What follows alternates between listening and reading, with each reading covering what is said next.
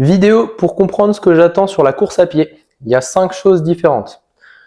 La première, la respiration et le rythme. Donc comment tu rythmes ta respiration sur tes pas en course. Ensuite, on a la technique de la ficelle, donc le fait de se grandir.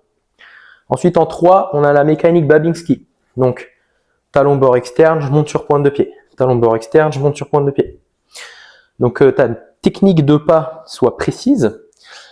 Ensuite, en 4, on a le visuel, donc les yeux grands ouverts, je fixe un point cible devant moi. Ensuite, le point 5, normalement ça c'est précisé dans le détail de l'exercice. Soit tu vas courir dehors avec les chaussures, et généralement c'est pas ce que je veux au début. Je veux que tu cours pieds nus. Donc, généralement sur tapis de course, si tu as ça à disposition, et complètement pieds nus si tu peux. Ou alors en chaussettes si tu es dans une salle où ils n'aiment pas qu'on soit pieds nus. Du coup, première chose, la respiration. Donc au niveau respiratoire, tu veux respirer avec le ventre, avec le thorax. Tu veux qu'il y ait de l'envergure sur les deux, que tu ne sois pas bloqué. Donc essaye de respirer profondément. Et ensuite, deuxième chose, c'est au niveau du rythme pour la respiration.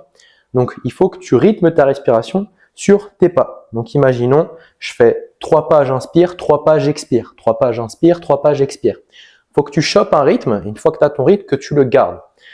Voilà. Ensuite, la deuxième chose, c'est la mécanique Babinski, donc la mécanique de pied. Donc celle-ci, normalement, on la travaille spécifiquement à côté dans la programmation d'entraînement.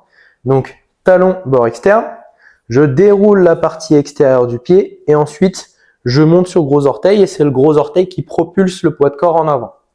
Donc bien évidemment, on ne peut pas être aussi précis quand on court, ça se fait trop rapidement, donc on ne peut pas être exagérer le mouvement de cette manière-là.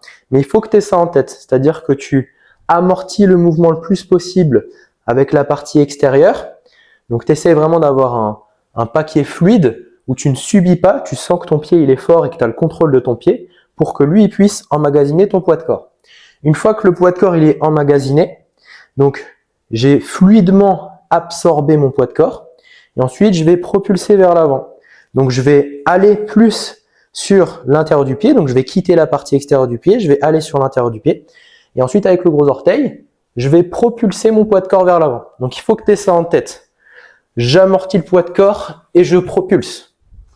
Donc, essaye le plus possible d'avoir du contrôle sur ça, sur ta mécanique de pied. Donc, ça, on est bon. Ensuite, la technique de la ficelle. Donc, technique de la ficelle, c'est pour te grandir. Il faut que tu imagines une ficelle qui te tire comme une marionnette vers le haut. Donc, l'objectif, c'est pas de chercher de l'extension, c'est pas ça. L'objectif, c'est avec vraiment le haut du crâne, chercher vers le haut. Ok? Donc, je cherche pas de l'extension, je cherche à aller vers le haut, mais avec vraiment le sommet du crâne. Et naturellement, si je fais ça, si je fais la technique du ficelle, boum, je me grandis. Et du coup, musculairement, j'engage tout mon corps. Et du coup, ça me permettra de moins subir articulairement et de mieux ressentir mon poids de corps musculairement. C'est ce qu'on recherche. Du coup, ça, on est bon. Ensuite, on a visuel. Donc, visuel, c'est les yeux grands ouverts. Donc, essaye vraiment d'être attentif, ne pas subir ta course là et regarder vers le bas. Non, tu lèves la tête, tu te grandis, tu ouvres les yeux et tu regardes un point qui est loin devant toi. Vraiment, tu penses posture. Tu t'engages, tu es actif sur ta posture, tu ne subis pas ta course. Donc, le visuel est très important. Donc, ne regarde pas par terre. Ensuite, dernière chose, c'est le pied nu. Donc, comme j'ai expliqué avant, soit tu vas dehors et tu mets les chaussures, etc. Donc, comme tu as l'habitude de faire. Et si tu as l'opportunité de faire ça, essaye d'être le plus possible pieds nus. En tout cas, quand on démarre, pour vraiment que le pied puisse travailler précisément, qu'il puisse recevoir de la contrainte, qu'il puisse recevoir du tactile sur sa course. Et que du coup, on ne soit pas contraint par une chaussure qui te bloque sur ces différents aspects-là du pied. Donc, tu vas sur ta tapis de course, tu te mets pieds nus et tu travailles pieds nus jusqu'à ce que je dise « Ok, c'est bon au niveau du pied ». Et tu pourras à ce moment-là remettre les chaussures. Ça, c'est la meilleure façon qu'on ait de travailler. Voilà pour la vidéo course à pied.